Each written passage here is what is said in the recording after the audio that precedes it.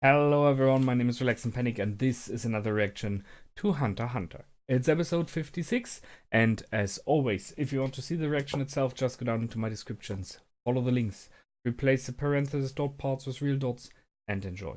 Once you've done, feel free to come back here and hear my thoughts about this episode. See you soon. To those that came back, welcome back. Now, the episode is named Beloved and Bell-guarded, something like that. I'm not sure about the second word. I have no clue what that means. Although I'm, no idea. But the Beloved, I think, is about Eliza and Squalla. And I'm a little bit sad. Not really very much, but a little bit because it came as I thought in this episode. We have seen a bit more of Squalla. We have seen him interacting with the dogs that he loves dearly and with his I don't know if they're married or just engaged or just a couple, but with his girl, with Eliza. So it kind of was a forecasting what was about to happen. It is a typical thing in series if a character that was just like floating along somewhere and suddenly has screen time, there's a good chance that this character is dying soon because it is this moment of here, learn about him, and then feel sad about him going. And I do, yeah, quite in a little bit of way. We've seen him in the past a little bit, and now, I mean, the thing that always spoke for him is the fact that he loves animals, in this case, dogs. It is often said that people who are good to animals, who treat animals kindly and good, are generally kind persons because they are just kind by themselves. If people treat humans kindly but are bad to animals, it is often thought that the kind treating of humans is tactics to get something from it, and if you cannot get something from the other one, you treat him badly. So that's why they are bad towards animals. So yeah, I think they gave him a nice a nice end, a nice last ride.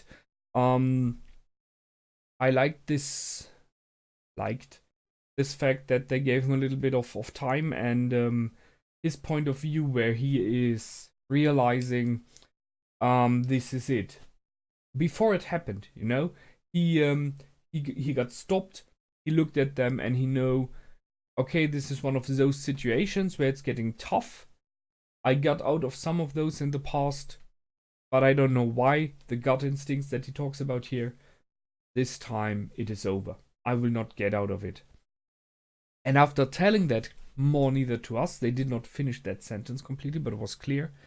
The next thing he did is open the door and let his dogs get away. Which, as I said, shows that he's at least they're a good person, a good character. He's like, I will not get out of it. I will make sure my friends, my comrades, whatever you want to call them, his dogs here, there, are getting out. So he orders them away. And I'm pretty sure they would have stayed and fight with him. No question there. Not that they would have stood a chance. No question. So that's a good move. It's a nice one. Adding on that, he kind of defeated Kurapika. You have to see that. He was asked, do you know the chain user? He got his arm broken, right? And he's not aware of that, but she can read his mind, so she knows that he lied. She already knew, okay, he knows the chain users. She already has images and everything. So she broke his arm. Then she said, don't lie again. And she asked him again if he knows, and he still denied it. So he, even in pain, even knowing his arm will be broken, did stand up for Kurapika again. I'm not sure if Kurapika will ever find out about that, which is one of those sad things, right? People should be kind of honored for doing things like that. So he did not break his arm there, however. I mean, she had everything she needed already. What I do not understand is why she asked for Eliza. Is there someone who is dear to you? Maybe that was a moment to shake. I can only guess how her ability works. So maybe she didn't know then about Kurapika, but by asking about a person that is dear to him, and your mind goes to this person, elephant in the room thing. Um, the name. She shouted the name. He got panicked, angry, everything.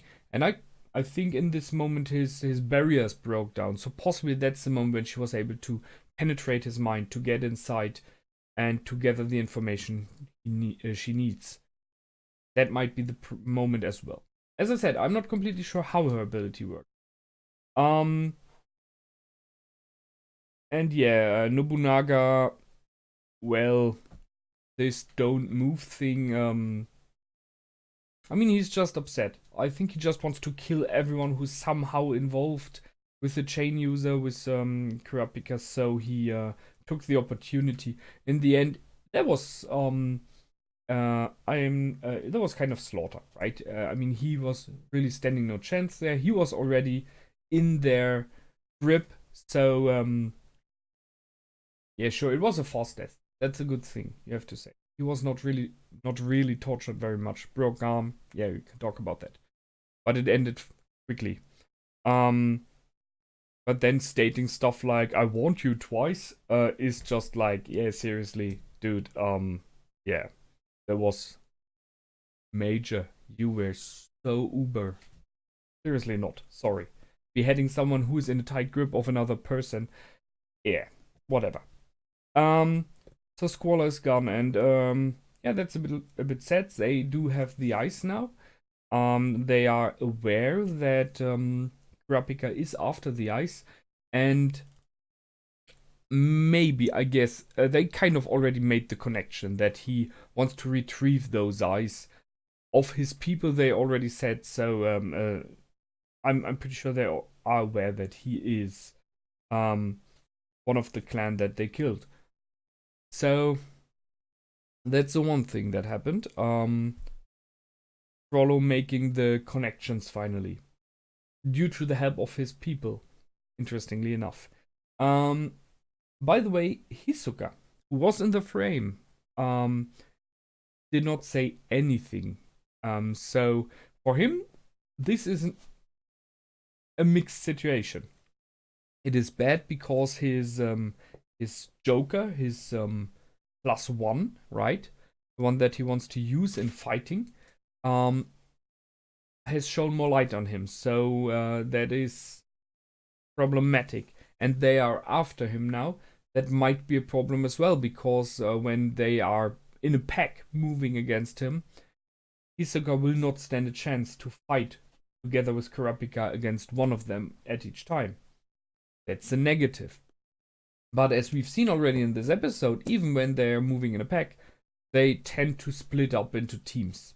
And that's what happens. So there is a chance right now that he will possibly sneak away from their place. I don't know, put like a copy there, I have no idea. And will join in sooner or later. And we see that at the moment they are split into groups of 3. So that is already a group that is possibly manageable if enough people join in. And not all of them are experienced fighters, right? They are all very good, but Nobunaga is a main fighter, while others are more focused around gathering information. Which brings me to the memory bomb, which is a great ability. I mean, that's a nice thing. Why tell you if I can shoot it in your head? And she did that. Cool one. Kurapika kind of fell back into his old habits of being too angry, of risking too much, and thus Gon and Killua had to be taken hostage. They kind of solved the problem for the moment. They made sure it doesn't end there, because I'm pretty sure that Frollo and Shizuku and Machi, I think it is, the 3 of them would have been able to take on Gon and Kurapika, even if Killua would have joined in. I don't know about Melody, how good she's as a fighter. I think not so good. So they kind of solved the problem for the moment. and now they can still follow them and wait for the better time. They are being they are bound. They cannot really move and fight at this moment.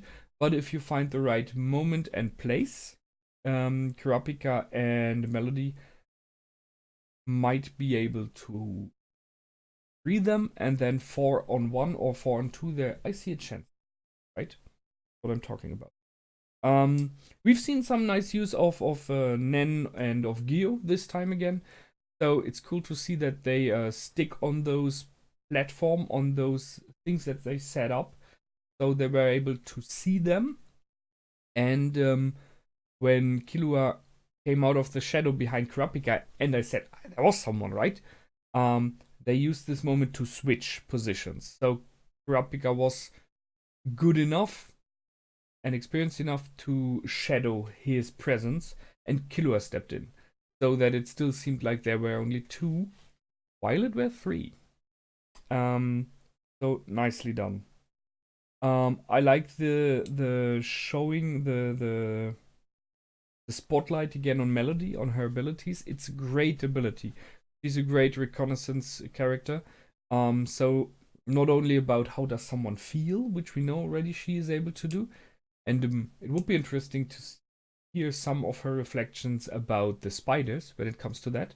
But additionally, the heightened sense of hearing that she has, this ability to hear people so far away walking, the rain being a problem there. I like that because, I mean, it is a permanent sound moving between the area she's listening to and herself, so there will be a lot of rain, and even then she's able to filter it out, right? That someone is talking and moving. She just cannot make out what they're talking about, but she was even able to sort out if it's male or female. I mean, seriously, sure, they walk differently, which brings us to everyone walks differently, so it's like a fingerprint for her. If she ever heard you and her memory is good enough, she will recognize you by your steps. Nice ability. But I said that in the past already. I really like her. I really like this character they set up, they created. It is, there's someone with presence, someone who has her own past, a history, and the abilities are fleshed out. So even that, listening to Killua walk, knowing instantly this is an assassin due to the way this person walks. Nice. I like this episode. It was really good. It was setting up for what is to come. I was pretty sure when the episode began that we wouldn't see a fight this time yet.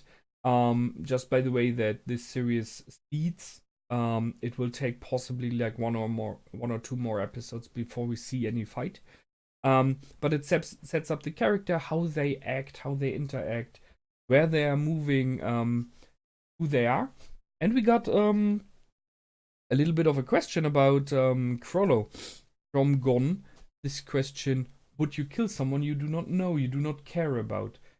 And it seems like that is a major thing, because Crollo said that will tell you a lot about myself. Something like that was. Isn't that the question about my inner beliefs? So I guess we will go there a little bit more. Good episode, and I wait for the next one. I guess you do as well. So until then, feel free to comment, like, and subscribe. My name is Relax and Panic. Goodbye and out.